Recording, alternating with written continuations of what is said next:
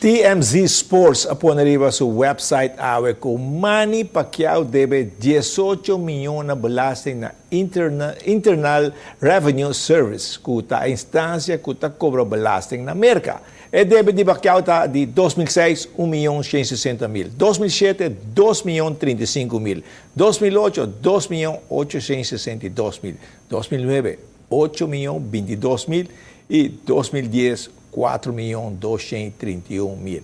Pacquiao está planeado para brincar na April, que está luna com turin de mesa de uma conta e paga ng belasting na América. Vamos ver se essa aqui está verdade. E ela diz bom com semana de clínica com o trainer de Holanda. Tour Club de Atletismo e ng coaches a chegar na clínica com o guardo na para ex-atleta Corsoleño, que tem seu próprio clube na Holanda. Eigenlijk não se request para 2 semanas. Pero dorku ela bing riba vakansie babak su mayona ela afseta pa bing e primeira semana de dezembro anto e primeira semana de januari. Então nós não hanya trobe que não e primeira semana de januari. E me diga, você contente com o Tour Club do meio, não? Sim, porque nós tem na abril nós tem Carifta Games que é stepping stone para atletismo e nós atleta nang de U17, U18 e U20, então me tá querer que sabe uma boa motivação e uma boa experiência para a mim mesmo também. O aqui é maneira tem para duna. Eu sou coach Elso Orsi.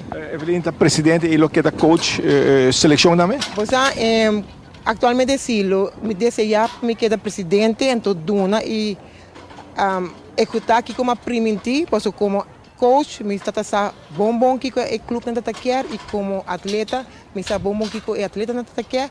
Então só me quer oportunidade para me ajudar dentro presidential e sigo com meu treinamento como coach. Posso mais sim a pé, então me gostei mais a roupa mesmo.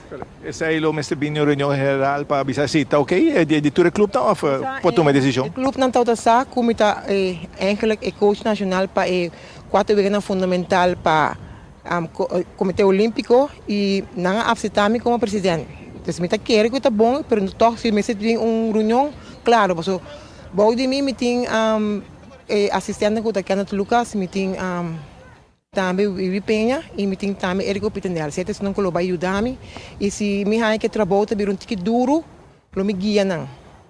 Para que eu veja não que está vindo para o Sul. Para o presidente e head coach à vez, é também um trabalho hopi difícil. Vamos a conservar, pero Mayweather, hoje deu uma conversação com Chris Robinson, avisa que o foco está de 3 de maio.